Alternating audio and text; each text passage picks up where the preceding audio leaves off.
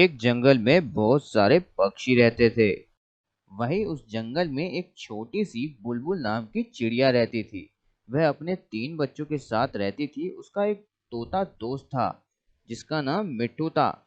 चलो मिट्टू, खाना ढूंढने चलते हैं। ठीक है, चलो। जब वो दोनों खाना ढूंढने जंगल में जा रहे होते हैं, तभी मिट्टू चिड़िया को एक बात बताता है। तुम्हें पता है बुलबुल, मैंने कल एक बाज को कबूतर के बच्चे और कबूतर को मारते हुए देखा था। वह बाज किसी को नहीं छोड़ता। अरे कितनी गलत बात है। इन बाजों को तो किसी पे दया भी नहीं आती। हाँ वो तो है, पर मेरी एक बात सुनो। हाँ बोलो। अब उस बाज की नजरें तुम्हारे बच्चों पर हैं।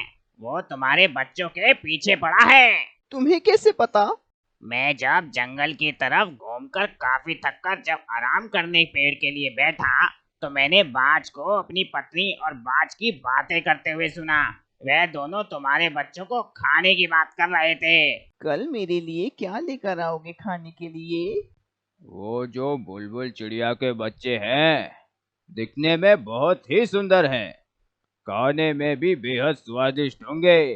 कल उन्हें ही लेकर आऊंगा तुम्हारे लिए। ये सुनकर चिड़िया बहुत दुखी हो गई। उसने सोचा कहीं मेरे बच्चों को मार तो नहीं दिया। ये सुनते ही वो एकदम से वापस गई और ढूंढने लगी कि उसके बच्चे सुरक्षित हैं या नहीं। वो देखती है कि उसके बच्चे एकदम सुरक्षित हैं। ये देखकर उसकी जान में जान आती है और वो चैन की सांस लेती है। फिर भी वह मिट्टू की बोली गई बात को सोचकर चिंतित और दुखी हो जाती है। फिर वह मिट्टू के साथ एक योजना बनाती है और मिट्टू से बोलती है, मिट्टू मुझे तुम्हारी एक सहायता चाहिए। हाँ बोलो, क्या सहायता कर सकता हूँ मैं तुम्हारी? मेरे बच्चों को तुम अपने घर छुपा लो ताकि बाज उन्हें ढूंढ ना पाए। फिर मैं एक नकली घोंसला तैयार करके उसमें पत्थर डाल दूंगी ताकि बाज को लगे मेरे बच्चे उस घोंसले में हैं। और बाज जैसे ही हमला करे तो बाज की चोट लग जाए और हम उसे मार पाएं। ठीक है, पर उसको मारेगा कौन?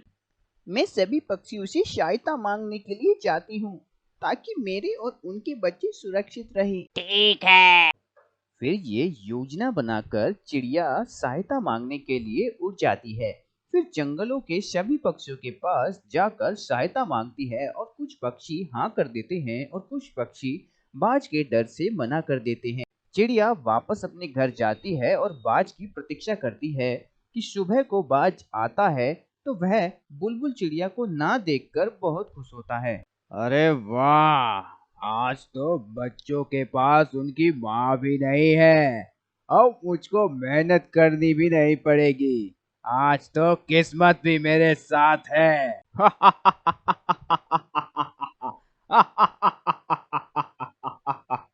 फिर बाज चिड़िया के घोंसले की तरफ देखता है और वह बहुत उतावला हो जाता है, जिससे वह यह भूल जाता है कि घोंसले में कोई है या नहीं, और वह सीधा हमला करने लगता है। परंतु घोंसले में पत्थर होने के कारण बाज की चोंच घायल हो जाती है और बाज घायल होने की वजह से जमीन पर गिर जाता है। हाय राम, ये क्या हो गया? ये कैसे बच्चे हैं? इन्होंने मेरी चोंच ही तोड़ दी। ये बच्चे तो मानो जैसे पत्थर के बने हो। आज तो मेरी हालत बुरी हो गई। एक बार ठीक हो जाओ, फिर इस चिड़िया के बच्चे को बताता हूँ कि मैं क्या कर सकता हूँ। बाज ऐसी दुर्दशा होने पर भी बाज चिड़िया के बच्चों को मारने की बात कर रहा था। ये सुनकर जो पक्षी सहायता करने से डर रहे थे, वह उस घायल बाज के शब्द सुनकर गुस्से में आ जाते हैं और बाज को चोंच मार मार के मार देते हैं। मारो इसे!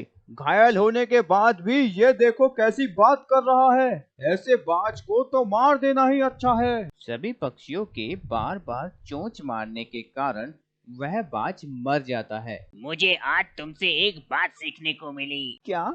इतनी बड़ी मुसीबत होने पर भी तुमने डरने की जगह अपनी बुद्धि का काम लिया।